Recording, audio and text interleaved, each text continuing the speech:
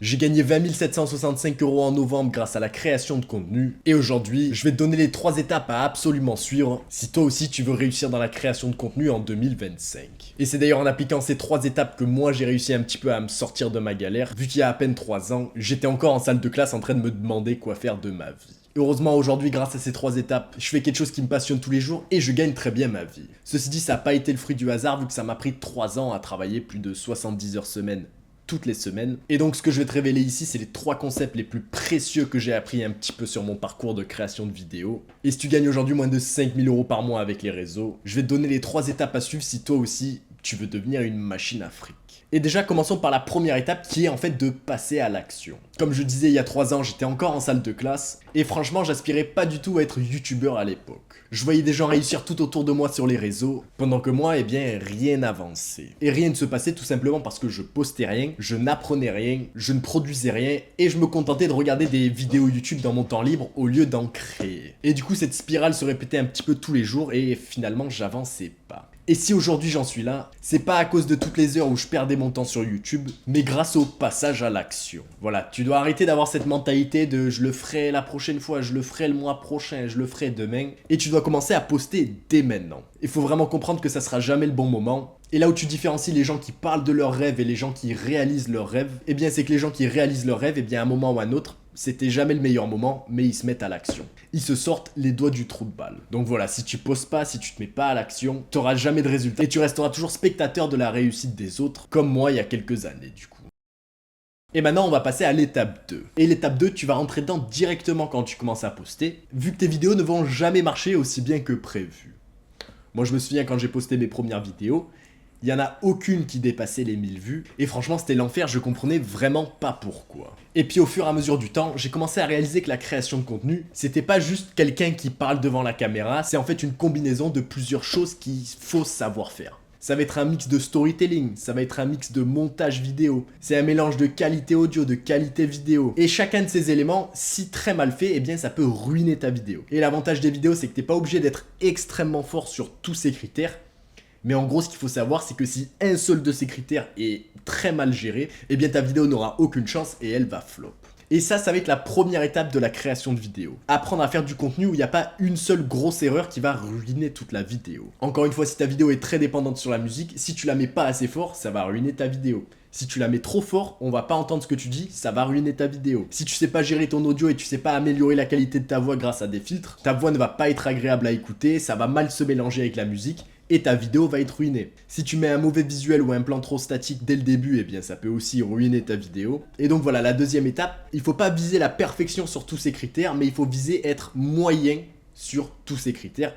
Et une fois que tu seras moyen partout, tu feras entre 10 et 100 000 vues par vidéo. Et vous allez voir que tous ces paramètres, ils paraissent minimes, mais en réalité pas du tout. Et si vous êtes en train de regarder vos vidéos, vous avez l'impression que ça fait cet effet vraiment pas pro, c'est que vous êtes vraiment dans ce stade, c'est qu'il y a un truc que vous faites très mal. Et je pense que peu de gens réalisent à quel point ces petits paramètres font une énorme différence sur la qualité de la vidéo. Et en fait, une des plus grandes réalisations que j'ai eues quand j'ai commencé mon parcours de création de vidéos, c'est que la différence entre une vidéo qui flop et une vidéo qui marche extrêmement bien, c'est vraiment tout petit. Une seule erreur, une seule petit truc, ça peut ruiner ta vidéo. Et c'est cet enchaînement de petits choix minimes qui crée une vidéo virale. Et si vous n'êtes pas convaincu, je vais vous montrer ça tout de suite sur le PC et vous allez voir que le contraste est vraiment choquant. Donc voilà, sachant ça, je vais vous montrer un petit peu un exemple de ce sur quoi vous pouvez tomber quand vous êtes sur cette deuxième phase de la création de vidéo. C'est-à-dire un résultat brut de vidéo quand tu commences sur un nouveau format. Et vous allez voir, en fait, c'est rempli de pas mal de petites erreurs. Et du coup, comme je disais, c'est sur les petites erreurs qu'il faut travailler dans un premier temps. Et du coup, je vais vous montrer un exemple pour bien vous illustrer ça. Qu'est-ce qui se passe quand un pilote de Formule 1 décide de ne pas respecter les consignes d'équipe? Donc là, déjà, vous voyez, il y a du son qui sort un petit peu plus fort d'une oreille que sur l'autre. Petite erreur, ça c'est un truc à corriger. Ensuite, pas trop assez fort, musique on l'entend pas trop. Qu'est-ce qui se passe quand un pilote de Formule 1 décide de ne pas respecter les consignes d'équipe? Parce que pendant le premier tour du Grand Prix d'Espagne en 2016, Lewis Hamilton allait passer un petit peu trop lent. Première place, et malgré les consignes d'équipe, Nico Rosberg a décidé d'en faire qu'à sa tête en faisant une des manœuvres les plus dangereuses au monde.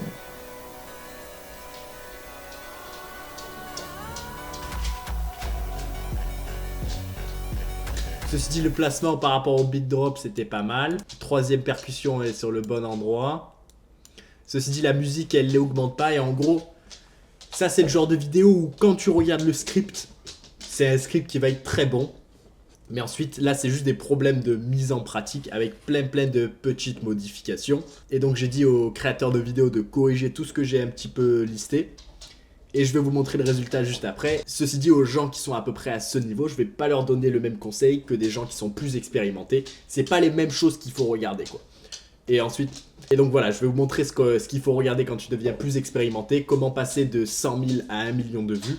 Ceci dit, ici, quand tu es au stade de passer de 10 000 à 100 000 vues, tu veux juste réduire toutes les imperfections possibles. Et du coup, il m'a renvoyé une version qui est presque finale. Et vous allez voir, c'est déjà beaucoup mieux, quoi, en corrigeant ces trucs-là. Qu'est-ce qui se passe quand un pilote de Formule 1 décide de ne pas respecter les consignes d'équipe? Parce que pendant le premier tour du Grand Prix d'Espagne, Lewis Hamilton allait passer en première place et malgré les consignes d'équipe, Nico Rosberg a décidé de n'en faire qu'à sa tête en faisant l'une des manœuvres les plus dangereuses au monde.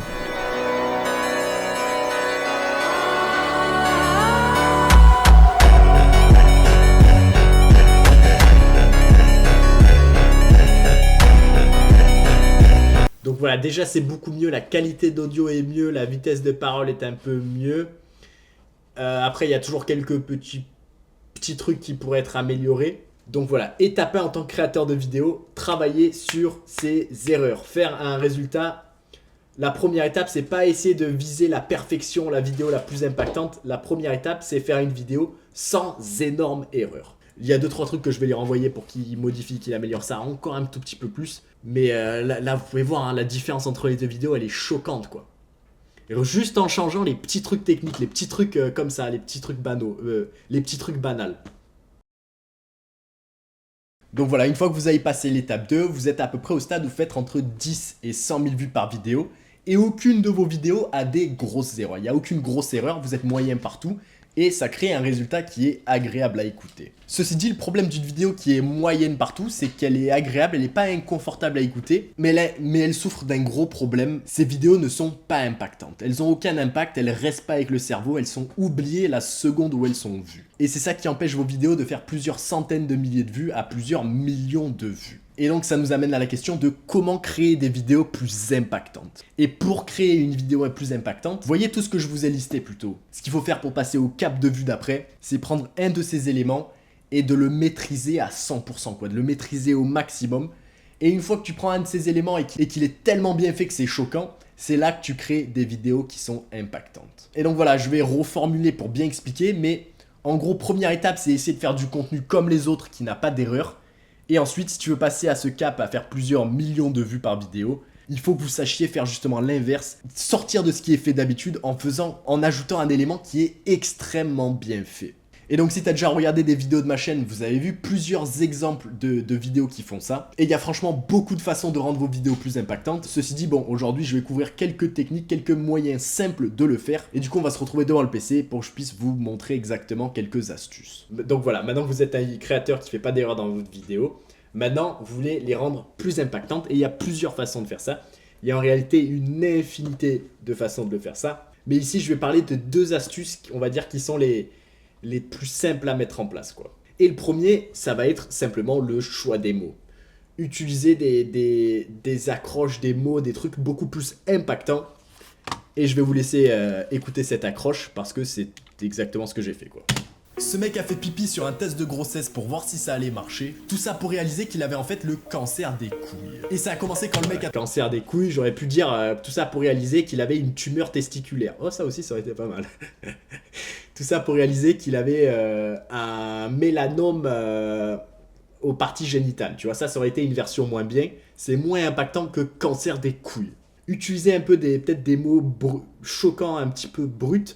Et ce qui est pas mal aussi, c'est quand il y a cette répétition de sons, de phonétique. Cancer des couilles, bien appuyé sur ça. Tumeur testiculaire, tu vois, ça pourrait être une deuxième version pour dire cette histoire. Et juste, voilà, une écriture plus impactante et beaucoup plus orale, un langage beaucoup plus facile à comprendre, quoi.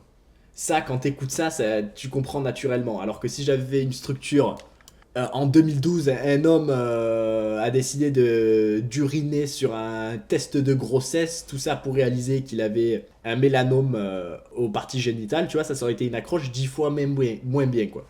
Les informations dites sont les mêmes, mais le langage utilisé, la façon de délivrer l'information, c'est pas du tout pareil. Et donc c'est giga important, moi je travaille avec pas mal de créateurs en ce moment, et souvent le problème dans leur écriture, c'est que c'est trop au langage écrit, quoi. Au plus c'est langage oral, au plus c'est simple à comprendre, au plus c'est un langage basique, au mieux c'est, quoi. Mais pourtant les mecs, des fois je les vois, ils se forcent à mettre du passé simple dans leurs vidéos, du plus que parfait, des tournures de phrases qui tiraient jamais dans la vraie vie. Et ça c'est pas un plus, quoi. Donc voilà. Utilisez des mots impactants, jouez un peu sur la phonétique des mots. Ça, c'est une des astuces. Et la deuxième que vous allez voir, c'est l'utilisation du silence. Le silence, ça a une puissance incroyable dans les vidéos. Voilà, le silence, je le recommande absolument pas à toute personne débutante, puisque du silence mal géré, ça va ruiner ta vidéo. Mais une fois que tu connais les bases, utiliser le silence de la bonne façon, c'est un des trucs les plus impactants que tu puisses avoir, quoi. Mais il faut savoir en fait que le plaisir que tu tires de quelque chose, le plaisir tiré de la molécule de dopamine, qui est la molécule qu'on cherche à relâcher à travers nos vidéos, c'est relatif, quoi. C'est pas le niveau absolu qui compte, c'est le niveau relatif. Qu'est-ce que ça veut dire? Ça veut dire que, imaginons tu as 3 personnes et les 3 personnes sont à, imaginons, je vais donner un chiffre au hasard, 100 de dopamine. Il n'y a même pas d'unité, ça n'a aucun sens, mais juste pour l'exemple, imaginons qu'ils sont à 100 de dopamine. Il y en a un, il y a 5 minutes, il était à 150. L'autre, il y a 5 minutes, il était à 100. Et le troisième, il y a 5 minutes, il était à 50. Donc celui qui était à 150 et qui baisse à 100, lui, il va être dans une sensation de mal-être vu qu'il est en baisse de dopamine, vu que c'est le niveau relatif qui compte. Ensuite, celui qui était à 100 tout à l'heure et qui est à 100 maintenant, eh bien lui, il aura une sensation qui est neutre vu qu'avant, il était au même niveau et maintenant, il est au même niveau. Et celui qui était à 50 avant, qui monte à 100, lui, il va être en extase totale, vu qu'avant, il était à 50. Et pourtant, les trois ont les mêmes niveaux de dopamine. Donc, à quoi ça nous sert pour la création de vidéos? Je vais vous montrer ça tout de suite. Mais en gros, mettre un moment d'inconfort avant un moment de récompense, ça va accentuer la récompense. Vu qu'en fait, pendant cette période de silence avant la récompense, eh bien, le niveau de dopamine créé, il va chuter. Et du coup, dès que tu as ta récompense, vu que ton niveau de dopamine a chuté, quand la récompense arrive, elle sera d'autant plus satisfaisante. Alors que si tu avais fait ton niveau de parole dopamine là, avec ta conclusion, elle est aussi là, eh bien, conclusion neutre, c'est pas une conclusion qu'on veut. Ceci dit, si ton niveau de dopamine il est là, et juste avant la récompense, bim, tu fais moment volontairement inconfortable, quand la récompense va arriver, elle va être incroyable. Elle va être beaucoup plus accentuée et paraître beaucoup plus efficace. Et du coup, je vais vous montrer la vidéo. Et vous allez voir comment j'ai utilisé le silence juste avant la récompense. Je sais pas pourquoi, mais cette vidéo me fait toujours de la peine parce qu'on dirait que le mec a déjà accepté qu'il allait mourir.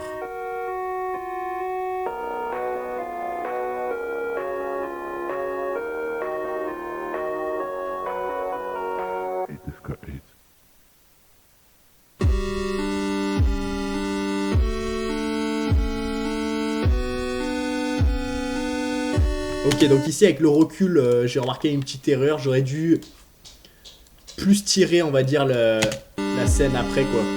Plus tirer cette réalisation. Je l'ai fait un petit peu trop court. Bref, vidéo est postée. Donc c'est trop tard. Mais en gros, voilà, juste ici. Vide de musique. Juste avant le beat drop. On veut indiquer à l'auditeur qu'il y a quelque chose qui arrive, quoi. Donc là, non seulement vide auditif, ce qui est typiquement une grosse erreur, mais bien placé, c'est un gros ajout. Et ensuite, je vais même accentuer en commençant à créer un vide visuel.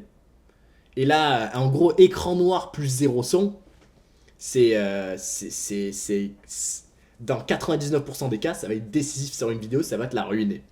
Ceci dit, si placé correctement et que tu maîtrises déjà bien le reste, eh bien ça peut accentuer beaucoup plus cette réalisation, quoi. Et du coup, si on refait cette même vidéo, mais que bim, on enlève tout le silence, qu'est-ce que ça donne? Ça donne un truc beaucoup moins impactant. Je sais pas pourquoi, mais cette vidéo me fait toujours de la peine parce qu'on dirait que le mec a déjà accepté qu'il allait mourir.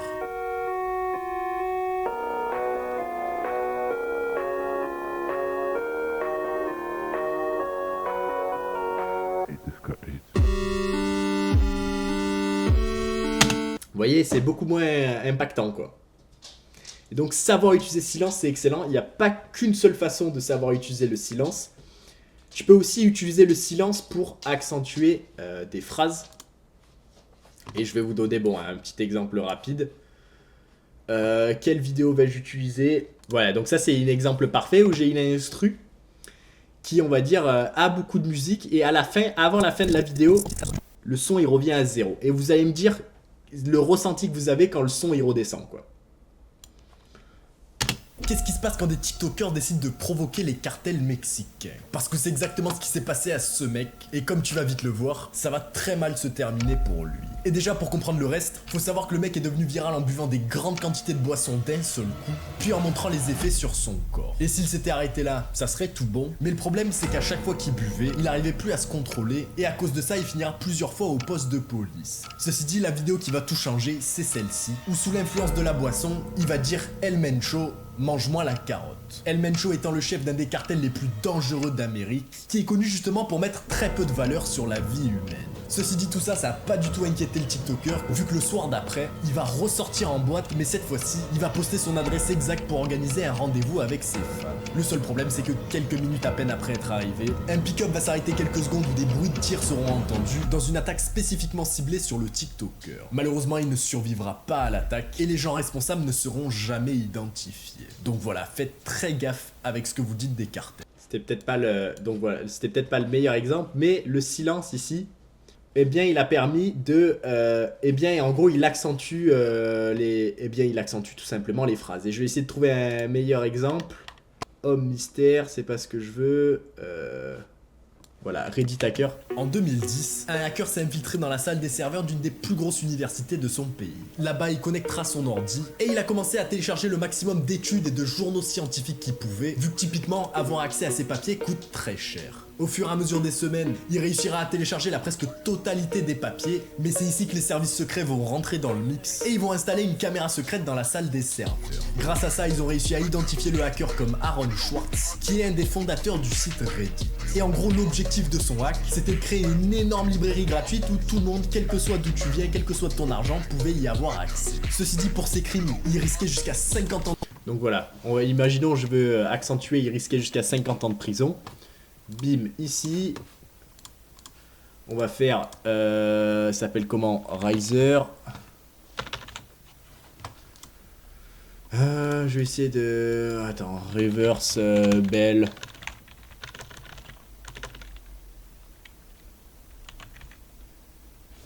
Voilà. Gens pouvaient y avoir accès. Ceci dit, pour ces crimes, il risquait jusqu'à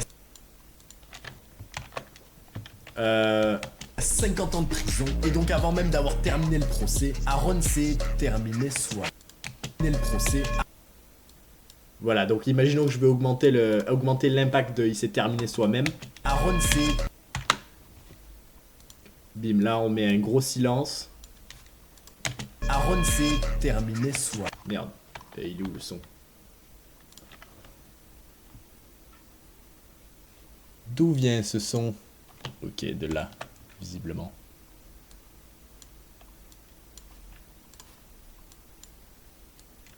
Aaron s'est terminé soi-même. Quand la nouvelle... Vous allez voir. Jusqu'à 50 ans de prison, et donc avant même d'avoir terminé le procès, Aaron s'est terminé soi-même. Quand la nouvelle a été annoncée, tout l'internet était... Donc voilà, là en utilisant un silence et un riser, là on accentue à balle la phrase quoi. D'un seul coup ça casse le rythme. On n'a plus que le silence, et on a un gros silence de fond, plus de musique de fond par rapport à avant qu'il y avait une musique de fond. Et donc on se demande pourquoi ça crée ce focus vers cette phrase-là. Après, ce qu'il faut faire gaffe, et du coup si t'es quelqu'un qui aime bien mettre 2-3 instrus par vidéo, cette astuce elle est vraiment incroyable. Riser, vide de musique, et ensuite au lieu de repartir sur la même musique, ici tu pourras repartir beaucoup plus facilement sur une autre musique, et ça sonnera, la transition sonore sera faite beaucoup mieux. Et donc, voilà, ça c'est que 2 techniques pour rendre ces vidéos plus impactantes. Il y en a d'autres. Donc voilà, une fois que tu arrives au stade où tes vidéos n'ont pas de grosses erreurs, c'est le moment de rendre les vidéos plus impactantes. Il y a une multitude de façons de le faire. Et là, je vous ai montré 2 qui sont faciles à mettre en place et plutôt efficaces. Et donc si vous faites moins de 5000 € par mois avec les réseaux et que vous voulez changer votre vie, satisfaire un peu vos parents, vous voulez faire plaisir un peu à votre copine, vous avez peut-être un projet immobilier que vous voulez lancer, vous voulez peut-être générer du capital pour un projet, pour un business ou pour le plaisir, et bien du coup vous devez appliquer les 3 conseils que je donne. Ceci dit, si vous cherchez à avoir beaucoup plus de résultats et du coup de bénéficier rapidement de conseils directement de moi-même, des conseils spécifiques à vos vidéos, puisque bon, c'est bien beau de voir les erreurs des autres, mais ce qui est plus pertinent en tant que créateur de vidéos, c'est voir les erreurs sur ces vidéos pour pouvoir les améliorer du coup. Eh bien, vous pouvez rejoindre mon école Creator Boost. Là, pendant quelques jours, elle gardera le prix de lancement, c'est-à-dire 47 €. Et du coup, à la fin de Black Friday, on va augmenter l'école définitivement à 97 € par mois. Et donc dans Creator Boost, vous allez pouvoir améliorer la qualité de vos vidéos grâce au feedback que je vous donne directement sur vos vidéos. Vous pouvez aussi me poser des questions directement, je peux faire des analyses de niche, je peux faire des analyses de chaîne. Et tout ça, c'est fait pendant les lives auxquels vous allez avoir accès, les lives exclusifs pour les membres Creator Boost. Et dedans, vous pouvez me soumettre vos vidéos. Je vous dis exactement comment améliorer vos vidéos pour que vous aussi, en l'espace de quelques mois, vous pouvez progresser l'équivalent de plusieurs années sur les réseaux. Ce qui jusqu'ici était impossible quoi. Moi ça m'a pris des années et des années pour acquérir ce que je connais sur le format. Mais essentiellement grâce à l'école du coup vous pouvez sauter tout ça. Ce qui est un gain de temps extraordinaire. Et si vous travaillez bien, il y a plusieurs du coup des personnes dans l'école qui ont réussi en l'espace de quelques semaines à faire des centaines de milliers de vues par vidéo. Donc voilà, si votre rêve c'est de générer de l'argent à partir de votre chambre en vivant de votre passion, là c'est vraiment le meilleur moment pour commencer vu que le format TikTok est encore très très nouveau. Au plus vous attendez, au plus il y aura de la concurrence, au plus la qualité nécessaire pour percer sera plus grande. Maintenant c'est vraiment le meilleur moment pour commencer. Et si vous écoutez mes conseils et que vous mettez tous les astuces que je donne en place, en 2025 très rapidement vous allez pouvoir générer vos premiers 5000, 6000, 10 000 € par mois. Ce qui est franchement mieux que, j'en sais rien, travailler à Inter pour gagner 1005. Bref, j'espère que cette vidéo va vous être utile et sur ce, à la prochaine vidéo.